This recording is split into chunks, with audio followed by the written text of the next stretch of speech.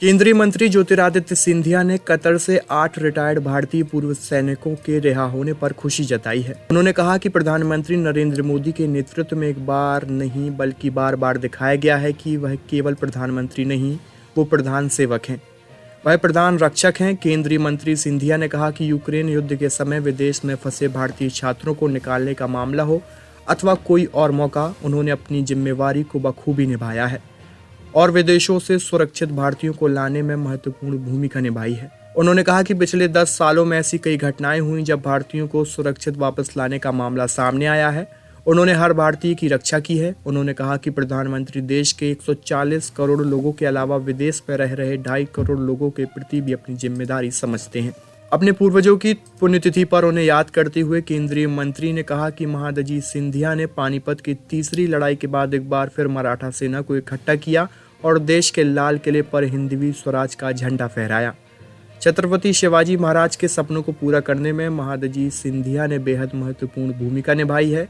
इतिहास इसका गवाह है। उनके 16 पूर्वजों ने मुगलों और अंग्रेजों से लड़ते हुए अपने प्राणों को आहूत किया है।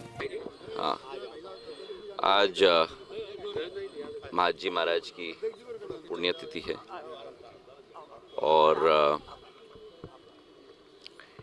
जिन्होंने इस भारत की एकता और अखंडता बनाने के लिए छत्रपति शिवाजी महाराज का सपना हिंदवी स्वराज का साकार किया था।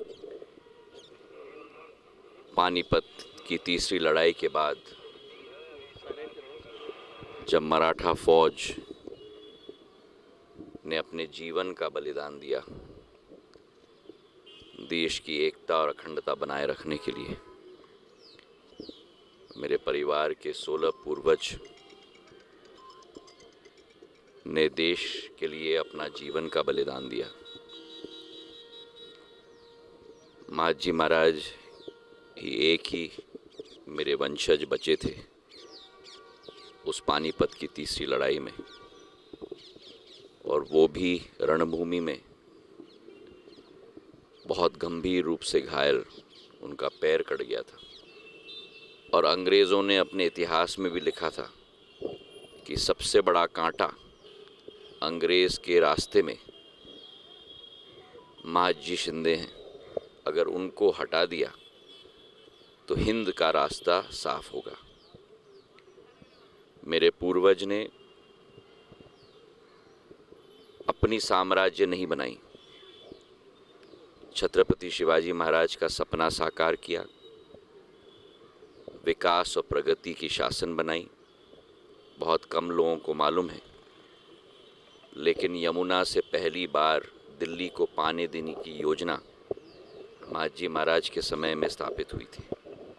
दिल्ली के सारे सुएज के लाइंस महादजी महाराज के समय में स्थापित हुई थी।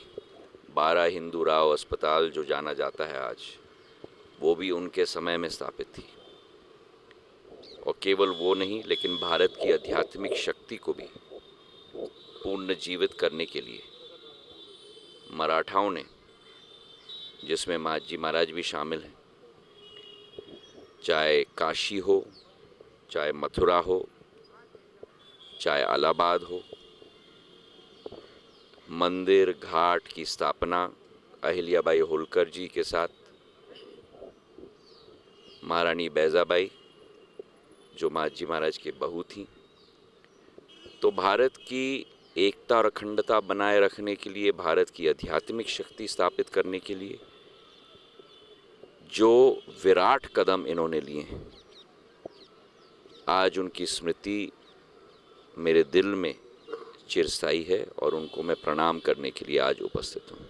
1 लाख रोजगार के अवसर प्रधानमंत्री जी के द्वारा दिए जाएंगे और जो लक्ष्य था उस लक्ष्य की पूर्ति पूर्ण रूप से प्रधानमंत्री जी करते हैं। 10 लाख रोजगार के अवसर देने का लक्ष्य था और उस लक्ष्य की पूर्ति भी ज़रूर इस कार्यक्रम के साथ पूर्ण होगी, इसका मुझे पूरा विश्वास है।